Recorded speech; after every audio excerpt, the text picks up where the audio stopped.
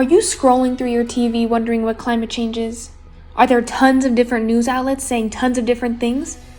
Is it all just incredibly confusing and frustrating? Well, fret not. Today, we'll be going through what climate change is, debunking the myths, and answering any questions along the way.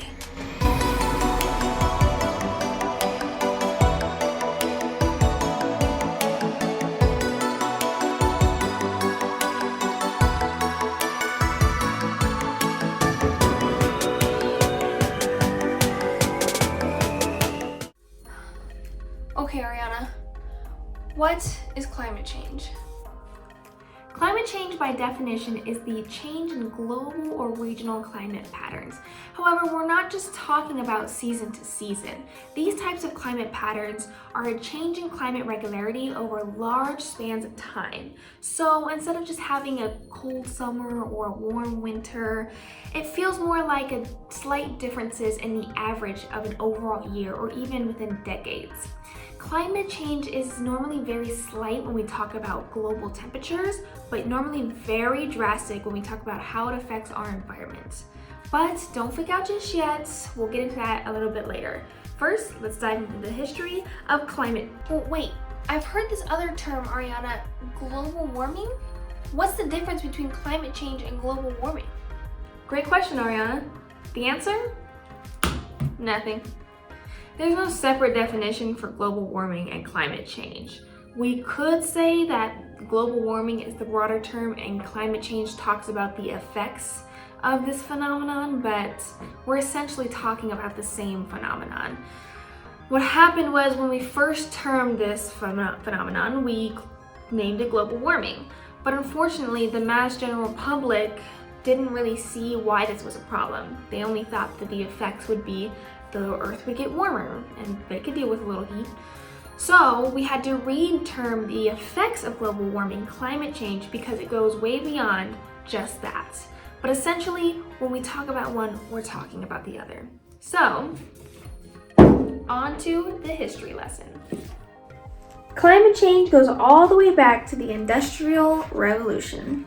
And even though there are arguments that say global temperatures have been rising since the Ice Age, the Industrial Revolution was when climate change became a problem that needed to be fixed. For anybody who doesn't know, the Industrial Revolution was the big bang of all the machinery. So this is when we made cars, planes, trains. This is when we really built the world we know today from the ground up. And even though the Industrial Revolution and the damaging effects of climate change are closely tied, it doesn't mean that the Industrial Revolution in itself was bad. Things only started going downhill when we found fossil fuels as a source of power. Before then, we were using things like water, wind, and even steam. But when we found fossil fuels, it became the cheapest and easiest way to power any and all machinery. So because of this glorious discovery, the entirety of our new world was built on the capitalization of fossil fuels. But hold on, Ariana. So climate change is caused by fossil fuels, but the Industrial Revolution was just the perpetrator. That's correct. So then what are fossil fuels? Now to answer that question, we're gonna have to go a little farther back in time. So on to another history lesson.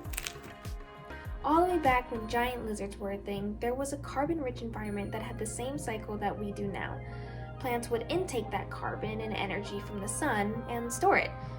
Any animal could then come along and eat that plant, and it would gain any energy and carbon that was stored within that plant. Normally, when an animal dies, it would decay and release that carbon back into the atmosphere.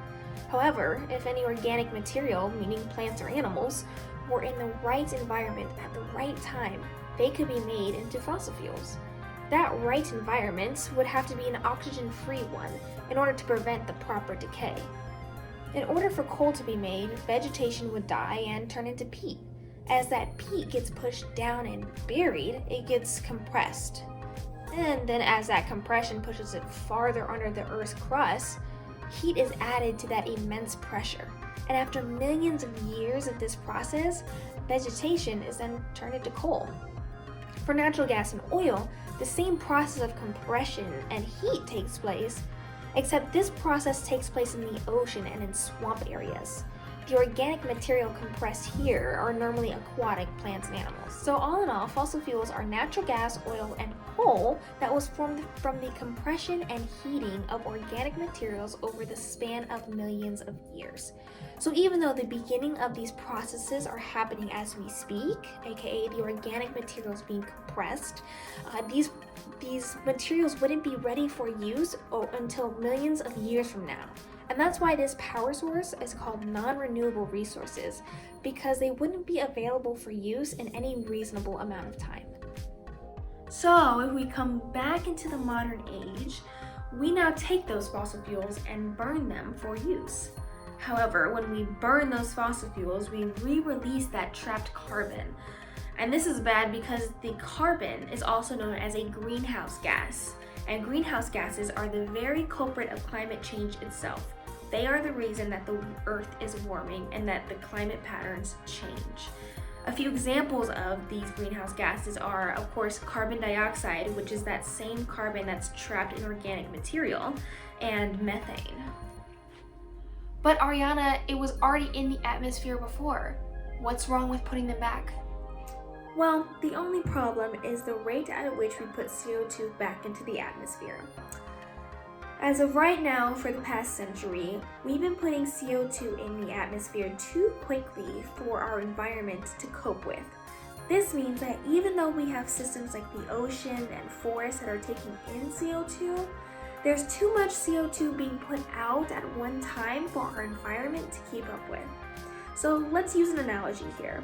In this analogy, water equals CO2. So, imagine I am a plant, and just like plants do, I drink a certain amount of water every day. Yum. But now, there are other people around me giving me 100 times more water all at once. I am now drowning.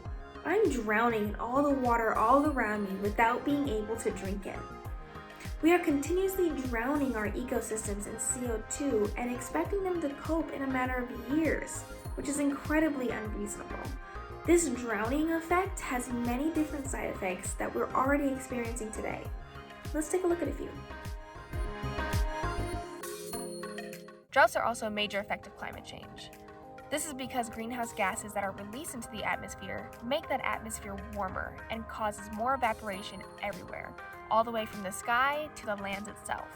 So if our sky is drier, that means less rain. But if our land is drier, that means that these areas are more susceptible to floods because it can't absorb any water that it's given.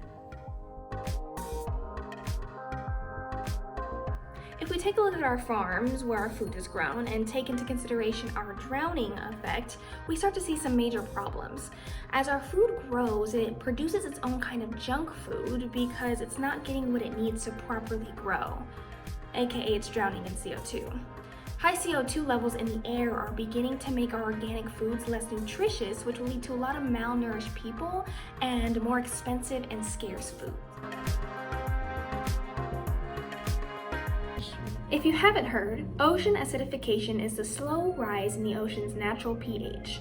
This is only happening because, you guessed it, climate change. The ocean, like any other ecosystem, is part of the CO2 cycle. However, before the rapid rise in climate change, it absorbed just as much CO2 as it put out into the atmosphere, keeping it at a very even cycle, therefore an even pH. Now, with the rise in CO2 in the atmosphere, the ocean is trying to compensate by taking in more CO2 than it normally puts out.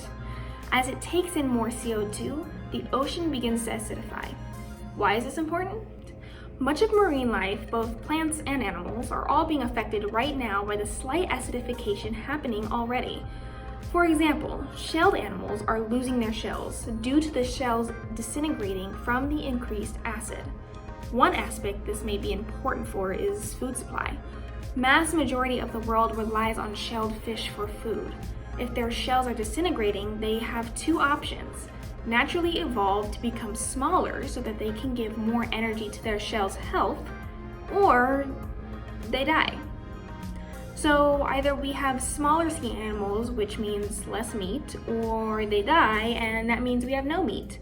Either way, we are still majorly affected if we continue to do nothing. Okay, that was scary. Everyone, let's get a little zen, huh? Deep breath in. But Ariana, what do we do? If that's already happening now, what's the plan to stop it? Shh, zen time. Are we just gonna die? Deep breath, everyone.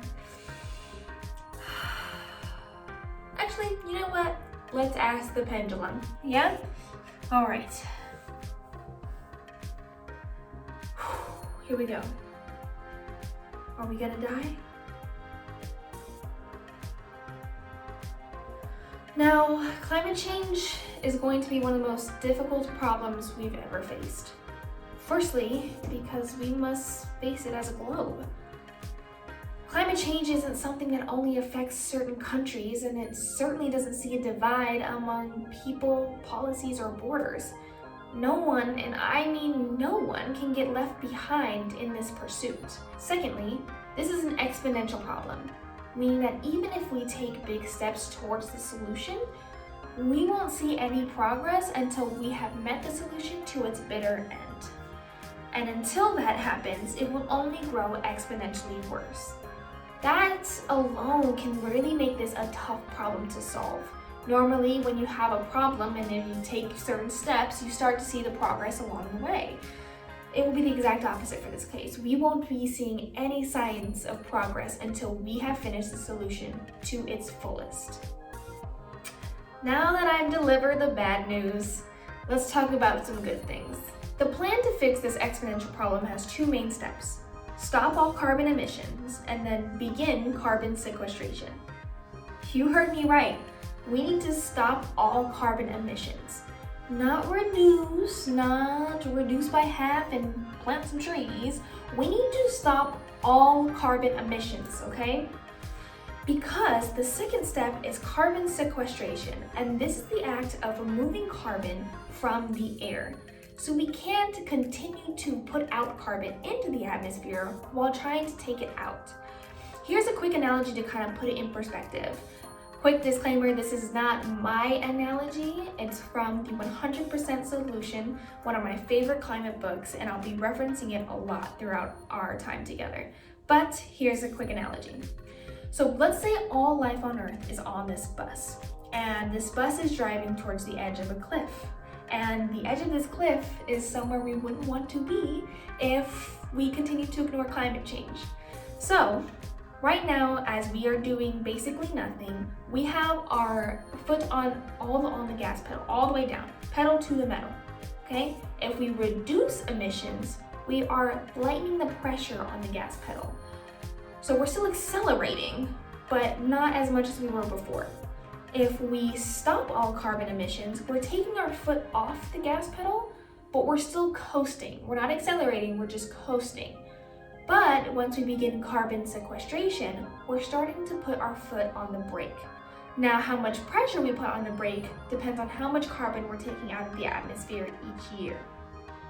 Now that you have a pretty good idea of the issue and what needs to happen to solve it, it's up to you to have the important conversations. The more people that know what's happening, the more people we can get to call for action, but I need help spreading this message. So please go give someone my email list, go give somebody my channel, have them watch this video. If you don't like what I'm saying, just go find someone you do that talks about this issue. But by all means, help me spread this issue so that we can save the lives of future generations. I did my part. Now it's your turn.